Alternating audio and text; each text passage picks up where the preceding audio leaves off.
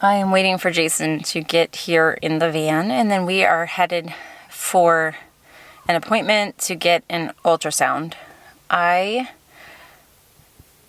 had a positive pregnancy test, but I also, a week or two before I had that positive pregnancy test, I was having a lot of spotting and had no idea that I would have a positive pregnancy test. I had like weird cycles on and off. It just was, everything was just felt very weird, to the point that I called my midwives and I was like, I don't know what's going on here.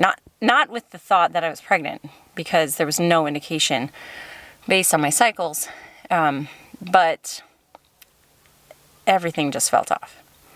So this week I started feeling morning sickness, and I was like, wait a second, what's going on? So I took a pregnancy test and it was positive. But for some reason I just feel really, really unsettled. And so we told the kids about that, but we haven't really told anybody, because I just want to go get an ultrasound to see if they can just confirm yes or no, there is a baby. What do you think about all this? Feeling a little reactive instead of proactive. I don't have a lot of thoughts about it, because as Bella reminded us, God has this. He knows all the details. So, what are we going to do? We're not going to change it by thinking. I know. Or worrying. She kept reminding me that. Right. So, it's a good thing. God knows better than I do. I prefer Him to handle all my cases for me. So. Would you be excited about 11 babies? Oh, sure. Yep. The more the merrier.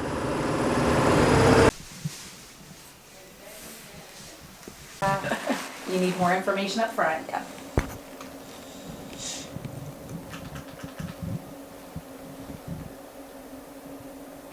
Well, that looks like something right there. Yeah. Look at that. Wow.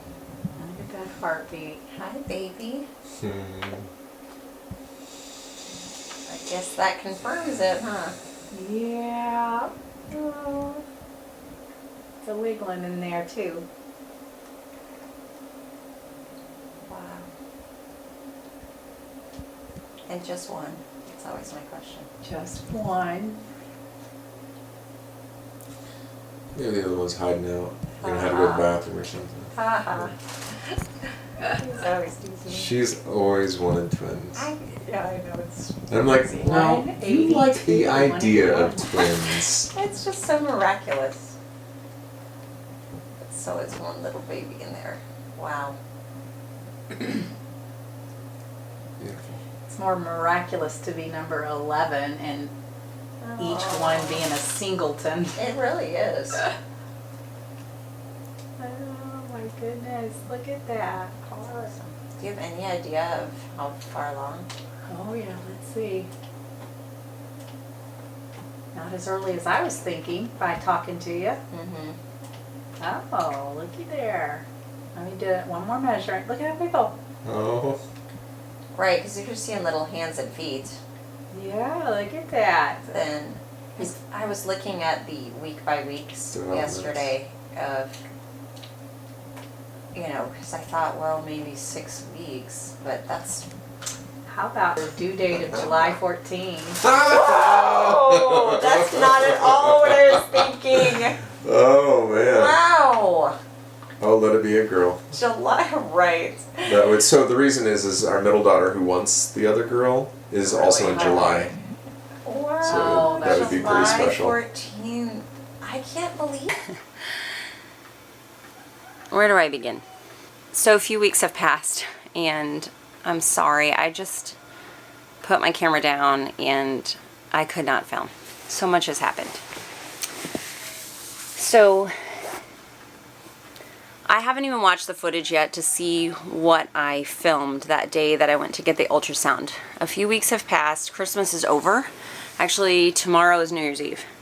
And I have not been in the brain space to pick up my camera yet. We've had a big life shift.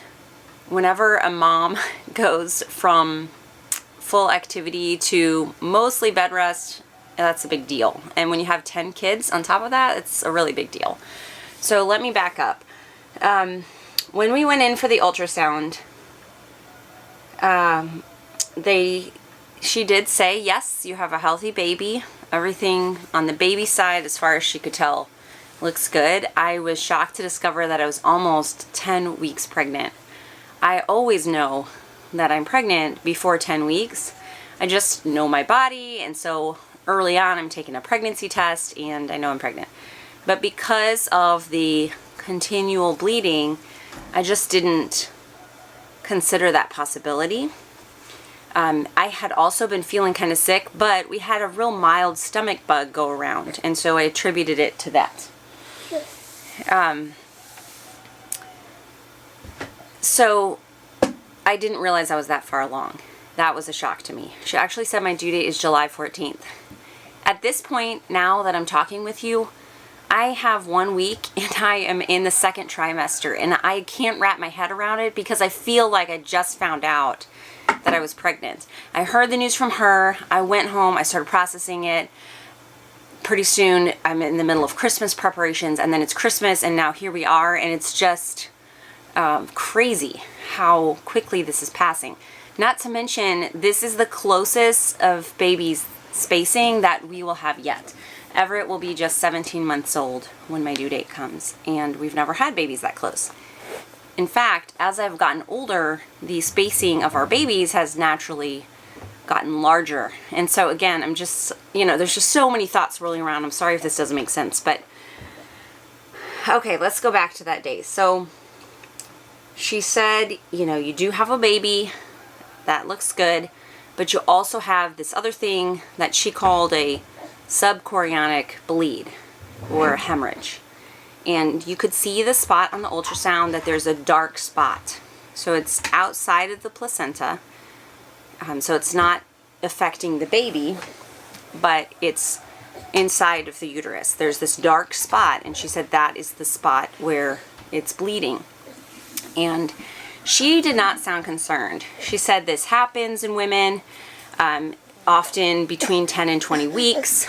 It's just, it should heal on its own. She said, just take it easy. It should be fine. So I left with that news, and as soon as we got out of the ultrasound, I was feeling nauseous because I'd been nervous about the ultrasound that morning, so I hadn't really eaten good. And, with morning sickness, that doesn't go well. So the week starts to go by. I'm just, again, trying to wrap my mind around the fact that I'm as far along in the pregnancy as I was. And also just, normal life is busy. So that week starts to happen, and I'm trying to take it easy like she said. So she said, don't do a lot of lifting, have your baby come to you instead of picking up your baby. These are the kind of things that she said. And I'm trying to follow that, but I'm a worker, and so in as much as I'm trying to follow it, I don't think that I really got my mind around how much I was doing still. By the 23rd, so 2 days before Christmas, all that week I had no bleeding at all. It had completely stopped. And that was part of the reason that I was like, okay, that's a sign that it's healing and you're on the right track. And so even though I was taking it easy, I was still doing light activity. By the 23rd, I started spotting again. I guess it was maybe the night of the 22nd. And I was like, uh-oh, I didn't think this would start up again. I really thought it was done. Well, the 23rd, it actually kept increasing until by the evening, it was a lot of bleeding. And I was feeling concerned because it was like by that point more than I even have postpartum, after all the baby stuff. It was a lot. And Jason and I were gone that evening. I had wanted to get a couple more things for the kids' Christmas stockings. And he said, well, I'll go with you, which I'm glad he did because we were there and we had walked into Walmart, and he looked at me and he was like, you need to go back to the van right now, because I looked so pale. At that point, I think I just had enough blood loss that it was affecting me. I was trying to keep up with iron and things that those 2 days I had been, but it was too much. So I went right back to the van and reclined in the van, and he finished without me. And that night we drove around with the kids and looked at Christmas lights, and I just stayed reclining in the van. But from that point on, I felt very weak. And through Christmas, I really didn't, I just kind of reclined and watched the activity. And after Christmas, I was still feeling so poorly. A lot of cramping and pain in my abdomen, and very weak. And so I pretty much went on to bed rest, where I was just laying all the time. So in this week that we've just completed following Christmas, I have mostly just been laying down or reclining all week. And the bleeding stopped, and I started feeling better. But as soon as one day that I started to get up a little more, I had some spotting again. So obviously for me, this is kind of like a bigger deal than I thought initially. So I talked with my midwives, and they asked if I would go see this doctor that they work with. He is a well-known doctor in the area, and he's pro-home birth and works with midwives, so he's aligned with that. But he also has the different perspective of being, with a hospital, a doctor. And so I'm going to be going to see him and get his take on things. I don't like getting a lot of ultrasounds. Just personally, I just don't like all that for the baby. And so I hesitated getting another ultrasound right away. But if he thinks it's necessary, I'm going to get one. I had planned with our ultrasound tech to have a second ultrasound at 20 weeks. That's kind of the end of the time frame that usually women experience these hemorrhages. And so I was going to get an ultrasound then so that we could check on the progress and make sure that we were seeing healing there, and also to find out the gender of the baby, because we don't want to be surprised this time the kids are begging to know. So that's a long ways away, because I'm 11 weeks now. That's another 9 more weeks. We'll see what he says whenever I go and see him. I mean, the thought, from what I've read, this typically is not an issue for the baby or for the birth. It's just something that you can experience during the pregnancy. So no one that I've talked to has said that there should be any concern for the actual birth of the baby. But I just was feeling concerned because mine seems to be affecting me more than I would think it should. So that's what I'm doing. It's really funny because my one thing that I've really kept up with as far as diet so far is, as soon as I get up in the morning, I make myself some of our farm fresh eggs, and I mix it with my homemade sauerkraut. And I have done that every single morning, and if I do, then I don't really have any morning sickness. It's like if I start with that combination, I feel pretty good for the morning. And whenever I was reading about the subchorionic hemorrhage, I was reading about different foods that are helpful, and the eggs in particular help heal that chorionic membrane. And then the sauerkraut, because of their probiotics, are good for the healing. Those were 2 specific things that were mentioned. So I thought it was really cool that if you kind of listen to your body with certain things, you can know what you need, even though you don't know the scientific reason behind it. I thought that was cool. So I'm sure a big question for a lot of you is, how are we functioning as a family when mom is mostly just off her feet, laying down, or like, this is the most that I'm up, really, is reclining. And actually, Jason got me this beautiful reclining rocking chair for Christmas. I love it. It's actually been going surprisingly well, and it has been surprisingly, again, a blessing.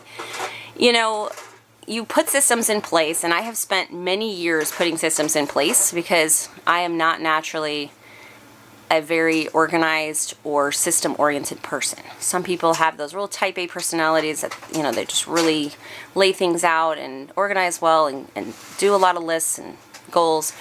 That did not come naturally to me. That's been something I had to fight for. And as my family size has grown, it has forced me to put systems in place because it's necessary. When I had one child or two children, I was able to really wing it and do pretty much everything myself because the workload is less and the balls in the air that you're juggling are fewer.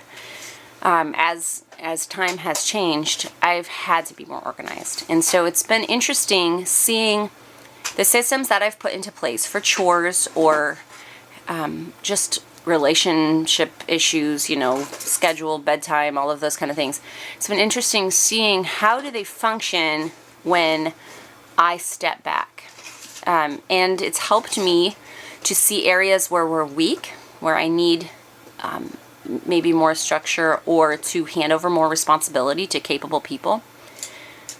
Those things have really come to the surface because of this. And it's helped me see areas where we're strong, where we really have a good thing going. This past year, we had started a new nighttime chore rotation that we do after dinner. That's been a huge blessing because I had been initially doing a lot of the evening kind of things. People would help me, but it wasn't very systematic. And obviously that doesn't work whenever I'm not able to help. So having that chore system already in place has been a huge blessing because it helps us to reset the house so that we're waking up to things ready to go in the mornings. Another area that I've had to get more systematic is with our meals.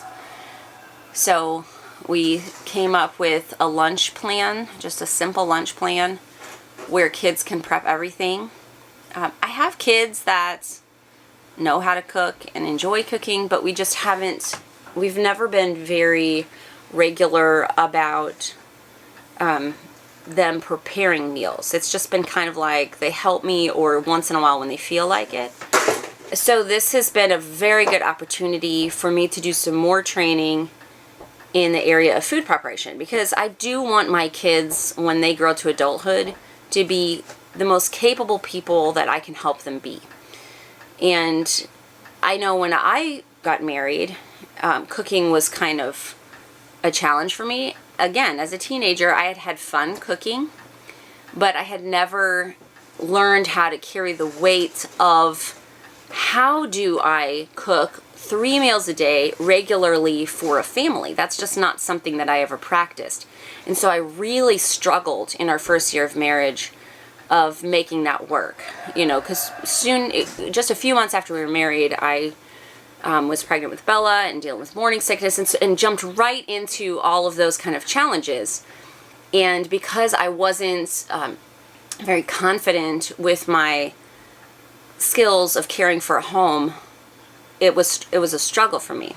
So that's something that I want all of my kids to be better at, that when they leave our home and go to their own adulthood lives, that they don't have to work so hard, that it's not a struggle, and they're just like, okay, yeah, I can do this. I can, take care of a home. I can prepare all of the meals, and, it's giving them a step up for when they go out on their own. So it's been really good to have this opportunity where I'm forced to help them grow. I have a tendency to just do things for people because I like serving people. That's just my personality. I enjoy, that's like a love language for me is, doing things for people. And so that's kind of my nature. It's like, let me just do that for you. Which is really, to some degree, it's nice. To other degrees, it's not helpful because I'm not going to be doing this for my kids when they're in their own homes with their own families. They need to do it for themselves. And so I don't want to cripple them by doing too much for them. So all of these things I see as blessings of this time when I'm having to be off my feet. It's, a blessing for me because my body obviously needs healing, and it's a blessing for them because they get to learn new skills. and become more capable people. Now, as far as my little ones, I honestly think they're really enjoying me, that I'm laying on the couch most of the day, because mom's not busy. So guess what I'm doing? A lot more read aloud time, or I sit and roll a ball back and forth with them, or hold their baby dolls while they're playing, or do some of their, preschool and kindergarten books with them, or just sit and play a game. I just have a lot more time to do those things, kind of like whenever I was a young mom with all little kids. I didn't have the responsibilities that I have now of a larger family, of teenagers, of a homestead, and all of the different things that entails. And so they're getting my younger kids now are getting what my older kids got when they were little, which is a mom who just can be more present on a little kid level. So again, another blessing. I'm also so thankful that Everett is a very capable baby. He is about to turn 11 months old on the 1st, and he is a great walker. He walks everywhere. And so that, because I'm not carrying him around, I think that was actually one of the things that started up the bleeding again, was he had fallen and bit through his lip on that Wednesday before I really started bleeding again. And it hurt. It just hurt him. And he was so fussy that I started carrying him around, where I don't normally carry him around. But all that second day, I carried him around a lot. And it was the day after that I started having symptoms again. So that's healed up, and he's back to his happy self, where he just kind of wanders around and walks, and he's capable on his own. So that's been a big blessing. He's such a happy guy, aren't you? Crawling up here again. He's such a happy guy. Probably starting to get tired for morning nap time, huh? Also, okay, my camera battery died, so I had to switch to my phone because I don't have another one. So I think what I was saying when it cut off is that it's been a really big blessing too that Jason works from home most of the time, because he's just here able to help me if I need it. It's been kind of funny that week in between Christmas and New Year's. How people joke that everybody wonders, like, what day is it and what's going on, because you just feel kind of disoriented. Well, it's been that week that I have been on this bed rest, and so the whole world feels a little weird anyway. Jason has been working, but mostly from the kitchen table, and people are trying to get a grasp on their normal routines. So it hasn't felt completely odd that I've been in this weird space. I'm curious to see how long I'm going to have to be here. Is this going to be weeks, months? I mean, is it going to heal quickly and I can get back to normal life? I don't know. I have no way of knowing. I will be eager to hear what this doctor says when he examines the situation and gives his opinion. But I suppose when it comes to healing, nobody really knows, right? Our bodies heal in different ways. I did see something that really struck me. Someone that I follow who, she's a mom of many and then had to have a surgery, and was kind of struggling with the same things that I do, where it's like, how does a mom with a lot of kids really rest? How do you do that? And she had seen something that really impacted her, and she shared it. It was a quote that said something along the lines of, this is your only chance at healing. So when you have something like a surgery or like this situation that I have, your healing time is kind of like a one-time thing following that. You don't get to say, okay, I'll heal a little bit, but I'm busy and I need to do things, and then next year I'll heal a little more. It doesn't work like that. And so she said that helped her to prioritize her healing. And whenever I read that, it helped me feel the same way. Like, other things can wait while I allow my body whatever time it needs to heal, because this is my one shot at healing from this. Okay, before I let you go, I want to show you the most shocking thing, which is the size of this baby bump. Okay, when you've had 10 kids already, your body knows what to do when it comes to pregnancy. And I'm sure laying around and eating all the good Christmas food has helped too, but I feel like I went from nothing to like, wow, hello, that's a baby. Like, I better tell people I'm pregnant because they're going to know anyway. Okay, you ready? Da, da, da, da, da, da. It is huge, you guys. This is crazy. Can you believe it, Everett? Yeah, so there you go. The news is out because it can't hide it any longer. Kreke baby number 11 coming in July.